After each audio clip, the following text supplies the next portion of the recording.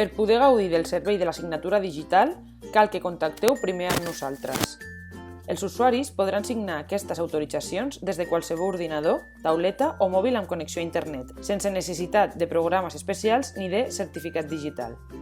Amb la signatura digital activada, quan creeu una autorització, des de Gestió, Autoritzacions, la carpeta on vulgueu l'autorització, Nova autorització, podeu indicar que s'ha de signar digitalment. Indiqueu el nom de l'autorització i escriviu-ne el cos. Definiu la data límit per signar l'autorització. En les autoritzacions manuals podeu pujar un document, però en les digitals el document es genera automàticament amb el nom i la descripció de l'autorització. Escolliu qui ha de signar l'autorització i en el cas de les autoritzacions per als responsables, indiqueu si la poden veure a la seva plataforma i si cal que signin tots dos. En aquest darrer cas, també podeu definir que només faci falta la doble signatura en el cas dels responsables que reben la documentació per separat. Finalment, guardeu.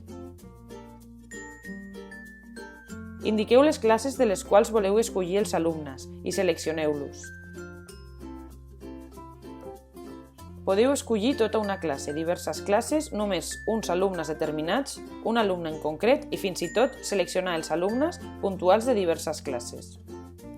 En cas que no hàgiu marcat l'opció doble signatura requerida, trieu quin dels dos responsables signarà l'autorització al desplegable Enviar a.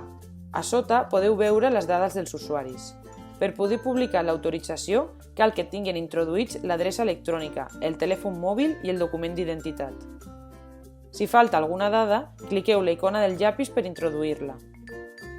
Quan tingueu totes les dades, cliqueu Guardar.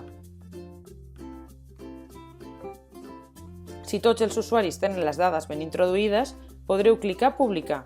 Si falten dades d'algun usuari, teniu dues opcions: informar les dades que falta o bé esborrar-lo de la remesa d'enviament i gestionar-ho a part. Ara s'ha enviat un correu als usuaris perquè signin l'autorització.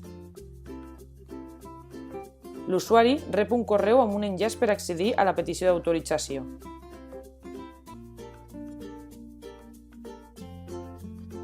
Pot veure el document i autoritzar-lo.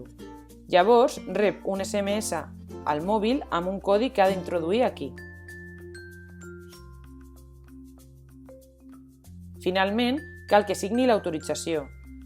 Si signa des d'un mòbil o d'una tableta, podrà signar-la amb el dit. En aquest cas, cal que tinguin la rotació de pantalla activada perquè la signatura requereix el mode apaïsat. L'usuari rebrà un segon correu amb l'autorització firmada en format PDF. Des de la plataforma podeu comprovar que l'usuari ha signat l'autorització. Podeu fer el seguiment de les autoritzacions que s'han enviat, quantes ja estan signades i quantes estan pendents.